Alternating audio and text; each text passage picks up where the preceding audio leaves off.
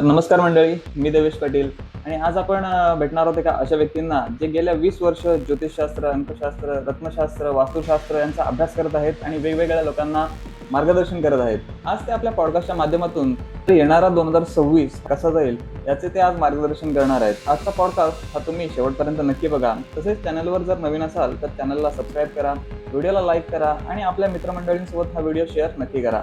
तर चला मग आजच्या पॉडकास्टला सुरुवात करूया. नमस्कार सर. नमस्कार, मी प्रमोद म्हात्रे. अलिबागमध्ये गेले 20 वर्ष मी ज्योतिष विषयक, हस्तरेषा विषयक, वास्तुशास्त्र विषयक मार्गदर्शन करण्याचं काम करत आहे. तर सर्वात पहिली रास आहे राशीचक्रातील ही मेष रास. मेष राशीचा स्वामी मंगळ असतो आणि ही पहिलीच राशी असल्यामुळे हे लोक अत्यंत स्वाभिमानी, कॉन्फिडेंट, त्यांची बॉडी लँग्वेज एकदम ॲग्रेसिव्ह, चपळ असतात, महत्त्वाकांक्षी असतात आणि सर्व गोष्टींमध्ये हे लिडरशिप असतात. म्हणजे अगदी शाळेमध्ये जी लोक स्पोर्ट्समध्ये किंवा काय मॉनिटर वगैरे असतात किंवा काय असे कुठल्याही कार्यक्रमामध्ये पुढाकार घेतात असे लोक मेष राशीचे तुम्हाला आढळतील. खूप एकदम आकर्षक आणि प्रभावशाली व्यक्तिमत्वाचे हे लोक असतात मेष राशी. तर मेष राशीला हे वर्ष एप्रिल 2026 ते एप्रिल 2027 कसं आहे? तर राशीच्या लाभस्थानातून राहूचं भ्रमण आहे, त्यामुळे लाभ होतील, टप्प्याटप्प्याने लाभ होतील. काही ठिकाणी लाभ होते असं वाटत असेल परंतु लाभ होणार नाही, भास होईल आणि अनपेक्षितरित्या काही ठिकाणाहून लाभ होतील. आपण तिथून अपेक्षा पण केली नव्हती असं अचानक कुठल्या बिझनेसमधून केलेल्या इन्व्हेस्टमेंटमधून आपल्याला यावर्षी मेष राशीला लाभ मिळू शकतो. मित्रमंडळींकडून थोडंसं त्रास होण्याची संभावना आहे. यावर्षी मित्रमंडळींना, नातेवाईक लोकांना आपल्याला मदत करावी लागेल, पैशाची मदत करावी लागेल किंवा इतरत्र कुठल्या मार्गाने आपल्याला आपली मदत करावी लागेल. तर राहू मंगळ आणि बुधसुद्धा आत्ता राशीच्या लाभस्थानामध्ये आलेले आहेत. तर आत्ता नजीकच्या काळामध्ये येत्या 2 ते 3 महिन्यामध्ये बिझनेसमध्ये तुम्हाला चांगला प्रभाव दिसेल, चांगला तुम्हाला परिणाम दिसेल बिझनेसमध्ये. त्यानंतर यावर्षी पूर्ण पुढचे वर्षभर हर्षल जो ग्रह आहे हा तुमच्या धनस्थानामध्ये, वाणीस्थानामध्ये असणार आहे. तुमच्या वाणीला एक प्रकारे एक शार्पनेस आणि वाणीवर एक प्रकारे प्रभुत्व येणार आहे. एकदम हजरजबाबी असं तुम्हाला फील होईल. हजरजबाबी व्हाल तुम्ही. कुठल्याही प्रश्नाला तुम्ही ताबडतोबपणे सडेतोड उत्तर देऊ शकता, कारण हर्षल नावाचा ग्रह अत्यंत प्रभावशाली आणि अत्यंत बुद्धिमान ग्रह आहे. जसं बुध हा बुद्धिमत्तेचा कारक आहे, बुध हा कॉलेजमधला प्रोफेसर म्हणता येईल, तर हर्षल हा सायंटिस्ट म्हणता येईल. असा हर्षल हा सायंटिस्ट, अचाट बुद्धिमत्ता असणारा विक्षिप्त ग्रह तुमच्या वाणीस्थानामध्ये, धनस्थानामध्ये पडल्यामुळे अचानक धनलाभ संभवतो किंवा अचानक धनहानी पण संभवतो. पण धनस्थानामध्ये बसल्यामुळे वाणीवर तुमच्या प्रभुत्व येईल, हजरजबाबीपणा असू शकाल, विनोद करू शकाल भरपूर आणि अस्खलितपणे भाषण, उत्स्फूर्तपणे भाषण तुम्ही करू शकाल. हे हर्षलचं कार्यक्रम आहे. हर्षलची पूर्ण दृष्टी तुमच्या अष्टम स्थानावर असल्यामुळे छोटे मोठे काही किरकोळ आजारपण, दुखापत होऊ शकते. काही त्याचा काही फारसा मोठा फरक तुमच्यावर पडणार. राशीच्या तृतीय स्थानामध्ये जूनपर्यंत गुरु महाराज भ्रमण करत आहेत. तर तृतीय स्थानामध्ये असल्यामुळे येत्या 2 महिन्यामध्ये एप्रिल आणि मे पर्यंत तुमचे लांब लांबचे प्रवास होऊ शकतात. तीर्थयात्रा होऊ शकते. काही लोकांना विदेश प्रवासाचा सुद्धा योग आहे.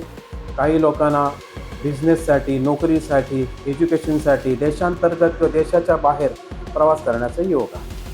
आणि वयस्कर मंडळींना तीर्थयात्रेला जाणे, सत्संगाला जाणे असे योग येतील, अशा संधी मिळतील, त्यांच्यामध्ये त्यांचं मन रमेल. तर जूनपासून हे गुरु महाराज राशीच्या चतुर्थ स्थानामध्ये येतील. मेष राशीच्या चतुर्थ स्थानामध्ये. चतुर्थ स्थान हे मातेचं स्थान आहे, प्रॉपर्टीचं स्थान आहे, वाहनाचं स्थान आहे, लोकप्रियतेचं स्थान आहे, स्थावर जंगम मालमत्तेचं स्थान आहे. तर या सर्व स्थानामध्ये, या स्थानामध्ये गुरु उच्चीचा आहे आणि तब्बल 13 महिने तो इथे भ्रमण करत आहे. त्याच्यामुळे या सगळ्या गोष्टींमध्ये तुम्हाला अत्यंत चांगले आणि प्रभावशाली परिणाम मिळतील.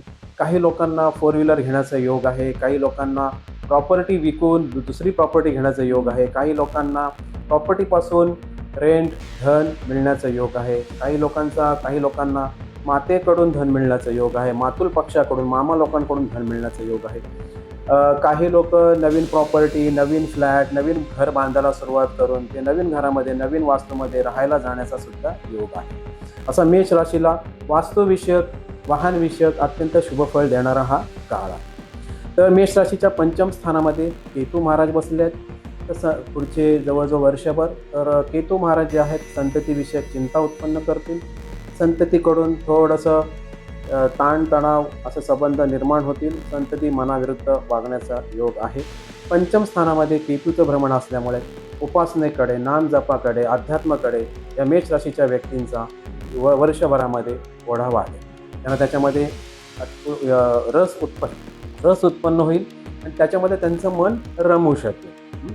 तर राशीच्या 10व्या स्थानामध्ये प्लुटो महाराज भ्रमण करत आहे. तर प्लुटो हा नोकरी व्यवसायानिमित्त लांब लांबचे प्रवास घडवून आणण्यासाठी हा प्लुटो महाराज हे असा प्रभाव दाखवतात. व्यक्तींची बिझनेसबद्दल दूरदृष्टी वाढेल.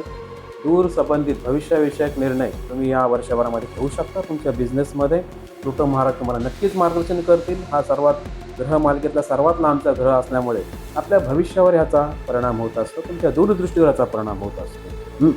तर असं एकंदर शनी महाराज जे आहेत हे सध्या 7.5मध्ये तुमच्या राशीला 12वे बसलेले आहेत मीन राशीमध्ये.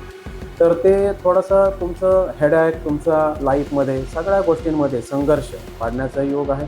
खर्च वाढणार आहे, इन्व्हेस्टमेंट होणार आहे तुमची. कोणत्यासाठी तरी हॉस्पिटलमध्ये वारंवार जावं लागण्याचा योग आहे. कुठल्या ना कुठल्या मार्गाने मेडिकलवर किंवा कोर्ट कचेरीवर थोडाफार खर्च काही जातकांना भोगावा लागेल किंवा त्यांना त्याचा परिणाम दिसून येईल. असं हे 7.5 सध्या चालू आहे. 7.5ची पहिली 2.5 वर्ष चालू असल्यामुळे मेष राशीच्या अडचणी थोडे वाढण्याची शक्यता आहे. त्याच्यावर उपाय म्हणजे आपलं शनी महाराजांचे जे स्वामी आहेत मारुतीची उपासना, बजरंग बाण म्हणणे, मारुती स्तोत्र पठण करणे, हनुमान चालिसा म्हणणे आणि नियमितपणे शनिवार गुरुवार देवळात जाणे, खास करून मारुतीच्या देवळात जाणे, तिथे जाऊन 10 मिनटं ध्यानधारणा करणे, मारुती मंत्र जप स्तोत्र म्हणणे या उपायाने त्यांना 7.5वर कंट्रोल करता येईल आणि 7.5चा प्रभाव कमी करता येईल.